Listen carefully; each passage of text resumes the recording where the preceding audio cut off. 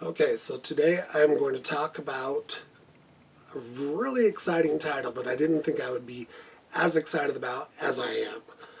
That is the Atari 50th Anniversary Celebration Collection.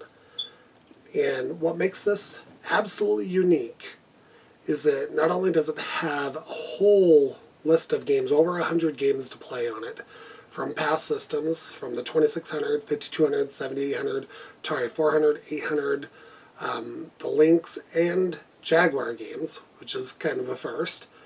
But it has, the main thing about this is the documentary that comes with it. So it has videos of not only the products, but the people who designed it, the people in Atari. They give some really good insights as to making the games, and some cool insights into Atari as well. So let's look at the list of games that are here for it. So what I've done is just capture a video showing the games. So like these first ones are just current games that people have made, and I'll go through this list fairly quick.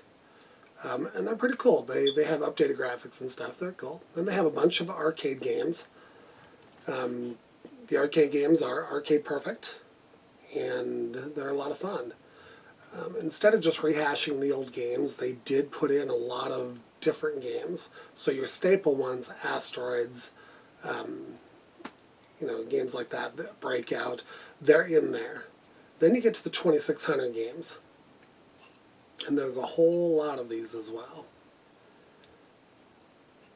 And I'll just let it cycle through here. You can see the ones that are like looking like they're in a manila envelope. Those are unlockables. I have unlocked them all since doing this. They're not hard to unlock. And there's just a few of them, like Combat 2, which was never released. That's one of the unlockables. Just a few unlockables they threw in there to give you incentive to play the games. It's pretty cool. And then after you get done with the Atari 2600, they go into Atari 5200, which I was a big fan of. They only have, 4 games for the 5200, which I was sad. But they did put a lot of 7800 games on it, and that was cool. I actually like the 5200 better than the 7800. Then they put in Atari Lynx games. That was their handheld system, and there's quite a few games for that. And then they would they'd put some Atari 400 and 800.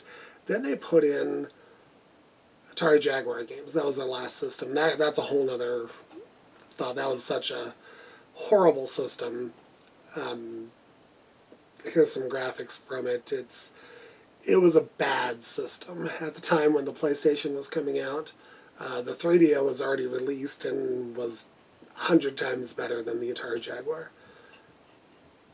But as you can see from the graphics, they literally were kind of like the Super Nintendo FX chip. A little bit better than that, but not much. One of the biggest hits on that system was Tempest. It was a remake of Tempest. And while I was never a big fan of it, I could appreciate it. But again, while it's a cool game, it just didn't do anything to wow you. At this time we had the PlayStation releasing, and that had some incredible stuff on it. I loved the PlayStation. I had loved my PlayStation 1, 2, 3. Kind of dropped off the Sony bandwagon there. The PS5, I will get one eventually, but I'm in no hurry.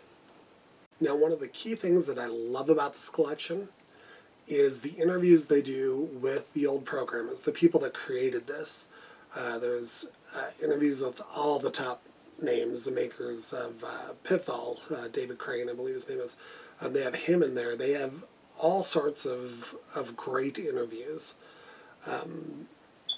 And they are fantastic to give insight into the history of my one of my greatest passions, and to hear their insights and thoughts about how things were. They were, it was a new frontier. They had created this system cartridge based, they didn't know what to do. And so they made a lot of mistakes. And there is a hilarious segment in here that talks about drug use in Atari. And it is hilarious. They talk about how they had a guy at the front guy, really wasn't a secretary, he was actually the drug dealer. And he would order in drugs, and they would come in manila envelopes, and they would spread them throughout whoever wanted them. Some really interesting stories. But you can go into this and see different interviews with different developers and get their insights, get their from their perspective what had happened. And like I said, they actually included the 5200 in this, which makes me very happy. I love the 5200, and so did they.